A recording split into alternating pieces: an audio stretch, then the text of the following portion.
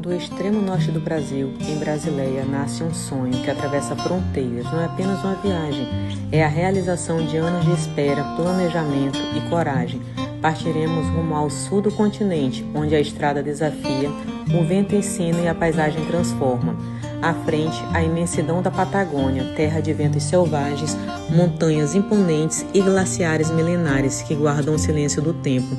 Lagos cristalinos refletem não apenas o céu, mas a essência de quem escolhe viver além do comum. Cada quilômetro percorrido carrega histórias, cada parada um aprendizado, cada amanhecer na estrada, a certeza de que os sonhos não foram feitos para ficar no papel.